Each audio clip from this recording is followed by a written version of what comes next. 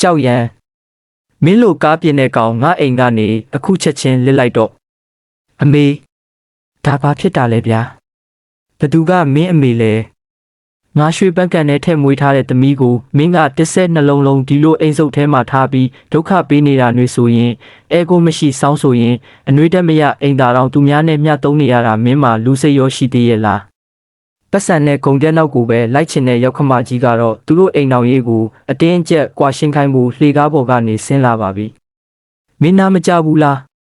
ငါအခုပြောနေတာဒီနေ့မင်းတို့နှစ်ယောက်မကွာရှင်းခြင်းလဲကွာရမယ်ကွာခြင်းလဲကွာရမယ်ထင်ဘယ်မှာလဲသူ့ပုံမှာရှိတယ်မင်းရဲ့ဒီလိုအသုံးမကျတဲ့ပုံစံကြီးကိုသူကမြင်ရမှာရှက်လို့ဆင်းမလာတာရက်လိုက်စမ်းမင်းအပေါ်ကိုတက်ပြီးဘာလို့မလို့လဲငါပြောလိုက်မယ်ကြောက်ရန်ဒီနေ့အိမ်ချမ်းမြေသူသေးလီကြီးရဲ့လူတွေအပြင်မှာစောင့်နေတဲ့မင်းသားလက်ပါကြည့်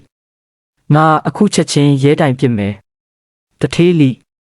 ဘသူသေးလီလဲဘသူရှိရမလဲပိုင်ဆိုင်မှုတန်း80ရှိတဲ့တသေးကြီးလီတာချန်ပေါ့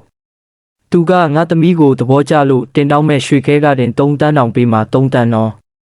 မင်းတစ်သက်လုံးကားပြင်ရင်တောင်3တန်းရမလား30နှစ်တာတန်ရောစင်ကိုနှလုံးသားထဲမှာအတူတူဖြတ်တန်းခဲ့တဲ့ဇနီးတဲ့စီကနေဒီလိုစကားမျိုးကြားရလိမ့်မယ်လို့သူဘယ်တော့မှမတွေးခဲ့မိပါဘူး